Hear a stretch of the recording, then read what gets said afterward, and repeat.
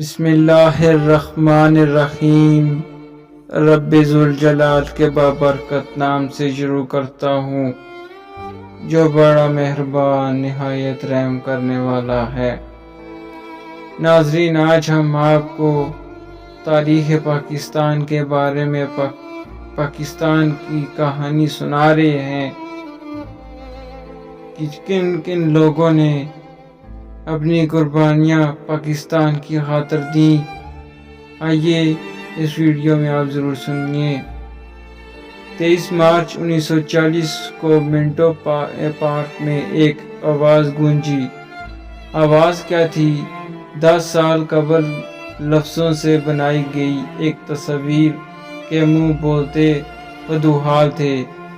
صرف ایک دہائی قبل خامہ الفاظ سے ایک تصویر کھینچی گئی تھی جو اب بول رہی تھی، متحرک بھی نظر آ رہی تھی اور دلوں کو گرما رہی تھی۔ جس طرح روح جوان تھی وہ تصویر بنا رہا تھا، جن کے قلب بیدار تھے اور اسے دیکھ رہے تھے۔ جس کا حوصلہ جوان تھا وہ اس تصویر میں رنگ بھرنے کے لیے خالق کائنات کے حکم کم باذن اللہ پر لبیک کہہ رہا تھا۔ یہ ایک سخت اور کٹھن مرحلہ تھا۔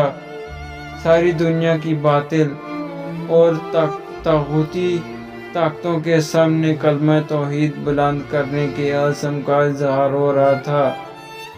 یہ ایک کھلا چیلنج تھا۔ دنیا کی پہلی نظریاتی ریاست مدینہ منورہ میں قائم ہوئی تو 360 بتوں کی گردنیں کٹ گئیں۔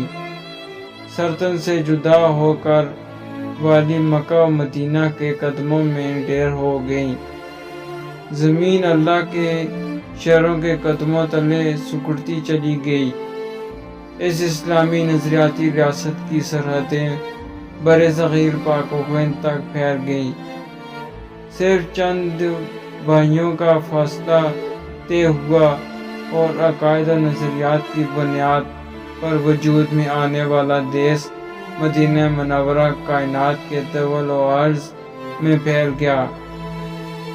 جسم مصطفی تھے، بازو توحیدی تھے، پھر کون سی چیز راہ میں حائل ہو سکتی تھی؟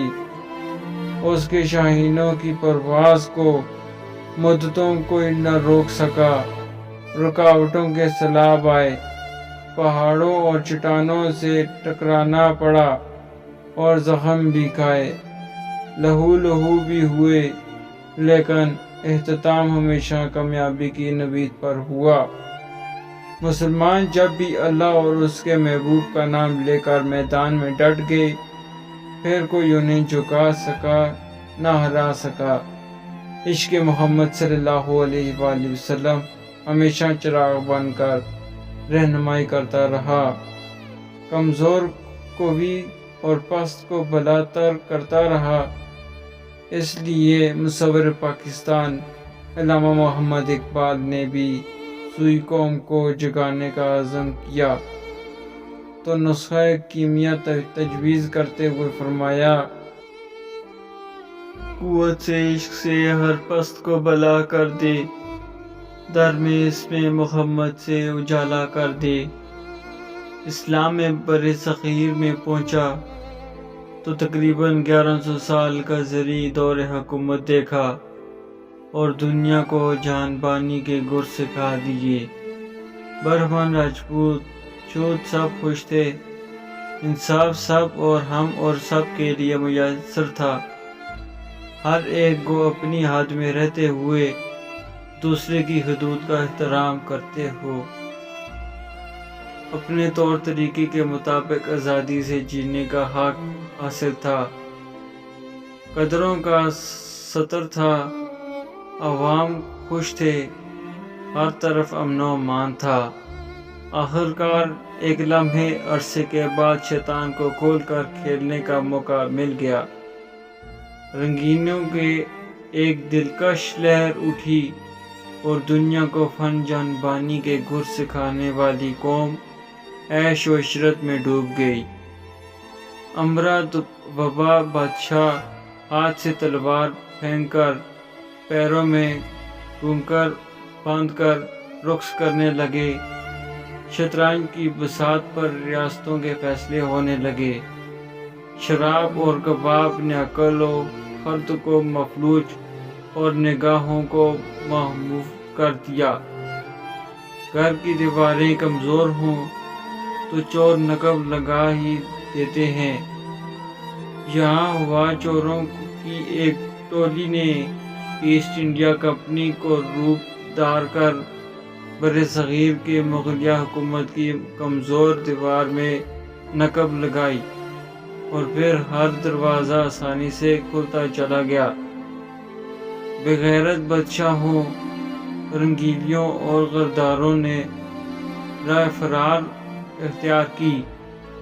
پہلے سر جھکنے لگے، پھر کھٹنے لگے، بادشاہ اور غلام ہوئے، کوئی تختہ دار پر لٹکایا گیا تو کوئی کالا پانی بھجوایا گیا، اور آخرکار 1857 میں برصغیر میں مسلم حکومت کا سورج ڈوب گیا۔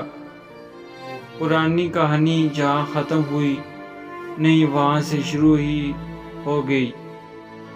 مسلمانوں کی حکومت کا سورج جس سرخی میں غروب ہوا، ایسٹ انڈیا کمپنی کا سورج اسی خون آلود سرخی سے طلوع ہو گیا۔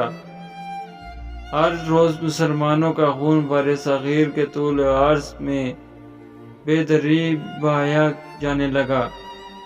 گلیاں سڑکیں لہو میں ڈوب گئیں، بہنوں بیٹیوں کی عزت نیلام ہونے لگی۔